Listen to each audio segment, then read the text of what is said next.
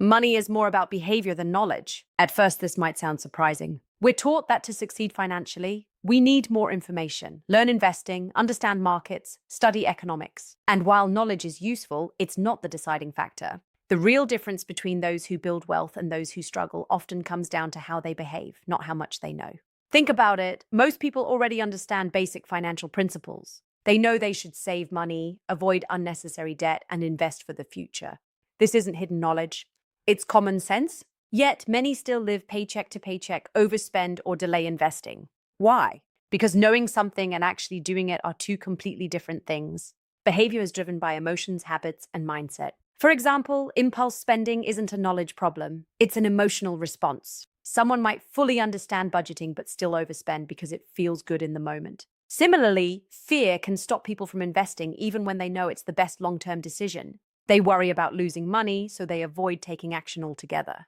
Another key behavioral factor is consistency. Building wealth isn't about making one perfect financial decision. It's about making good decisions repeatedly over time. Someone who invests a small amount regularly for years will often outperform someone who waits for the perfect moment or tries to time the market. That consistency comes from discipline, not intelligence. Delayed gratification is another powerful behavior. In a world designed for instant satisfaction, choosing to save or invest instead of spending requires self-control. It means prioritizing your future over your present desires. This isn't easy, and it's not about knowledge. It's about training yourself to think long-term.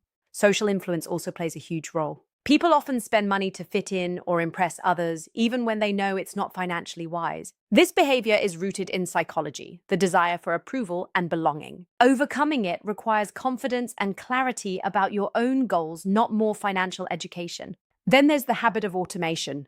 People who build wealth often remove decision-making from the process. They set up automatic savings and investments so they don't have to rely on willpower every month. This is a behavioral strategy. It acknowledges that humans are not always disciplined, so systems are created to compensate. Even high-income earners can struggle financially if their behavior doesn't support wealth building. On the other hand, someone with a modest income but strong financial habits, saving consistently, avoiding debt, investing patiently, can build significant wealth over time. Ultimately, money is a reflection of daily choices. It's shaped by what you do repeatedly, not what you know occasionally. Knowledge can guide you, but behavior determines your results. So if you want to improve your financial life, don't just ask, what should I learn? Ask, what habits do I need to change? Because in the end, wealth isn't built by knowing more. It's built by doing better consistently. Wealth is built quietly through habits, not loudly through income. At first glance, it's easy to believe that wealth comes from a high salary. Society celebrates big paychecks, promotions, and flashy lifestyles, making it seem like income is the ultimate measure of financial success. But if you look closely, you'll notice something surprising. Many high earners are not truly wealthy, while some people with modest incomes quietly build substantial financial security over time. The difference lies in habits. Income is what you earn. Wealth is what you keep and grow. Someone can earn a large amount of money but spend just as much or even more. Lifestyle inflation often creeps in as income rises. Better cars, bigger houses, more expensive routines. On the surface, it looks like success. But behind the scenes, there may be little to no savings or investments. This is what loud money looks like: visible, impressive, but often fragile. On the other hand, quiet wealth is built through consistent, disciplined actions that aren't always visible to others. It doesn't rely on sudden windfalls or massive paychecks. Instead, it grows slowly through habits like saving regularly, investing patiently, and avoiding unnecessary debt. One of the most powerful habits is paying yourself first. This means setting aside a portion of your income for savings or investments before you spend anything else. It turns wealth building into a priority rather than an afterthought. Over time, even small amounts can compound into something significant.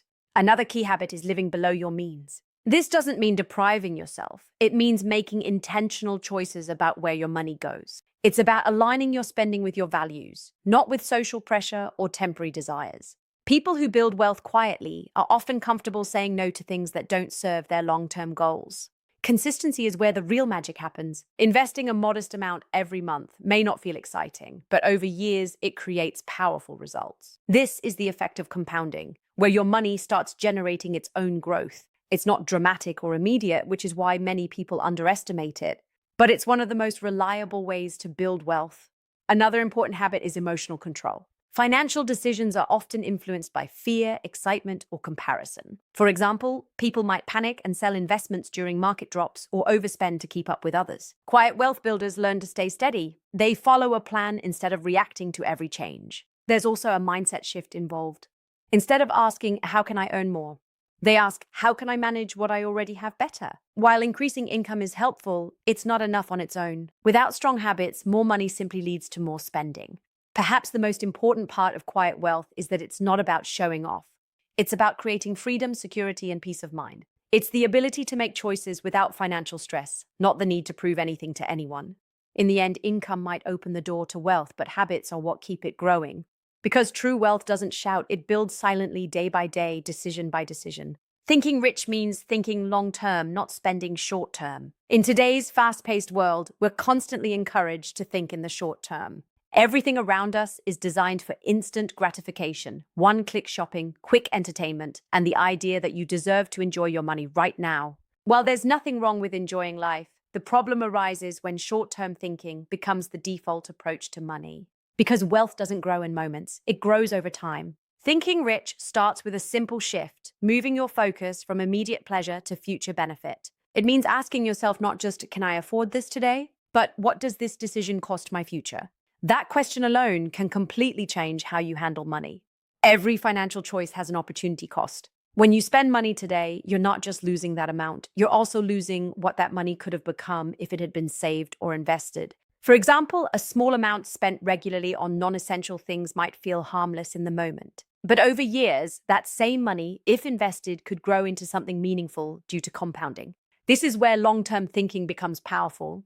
It allows you to see beyond the present moment and recognize the hidden impact of your decisions. However, thinking long-term isn't easy. It requires delayed gratification, which is the ability to resist immediate rewards for a greater future outcome. This is one of the most important traits linked to financial success. It's the discipline to say, not now, so I can have more later. People who think rich don't avoid spending. They spend intentionally. They prioritize what truly adds value to their lives and cut back on what doesn't. Instead of impulsive purchases, they plan. Instead of reacting to emotions, they rely on strategy. Another key aspect of long-term thinking is consistency. You don't need to make huge financial moves to build wealth. Small, steady actions like investing regularly, saving a fixed percentage of your income, or avoiding unnecessary debt can lead to significant results over time. The key is staying committed even when progress feels slow. Short-term thinking, on the other hand, often leads to cycles of regret. Impulse spending might feel good for a moment, but it can create stress later. Debt, for example, is often the result of prioritizing present desires over future stability.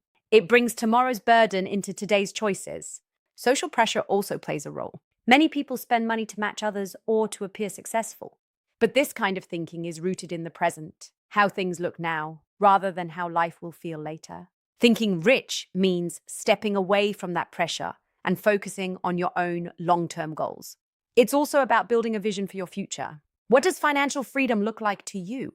Is it security, flexibility, or the ability to pursue your passions? When you have a clear goal, it becomes easier to make decisions that support it. In the end, thinking rich is not about denying yourself. It's about prioritizing wisely. It's understanding that every choice you make today shapes your financial future. Because true wealth isn't built by chasing every short-term desire. It's built by consistently choosing what matters most in the long run. Financial freedom starts internally. When people hear the term financial freedom, they often picture external things: high income, luxury lifestyles, early retirement, or a large bank balance.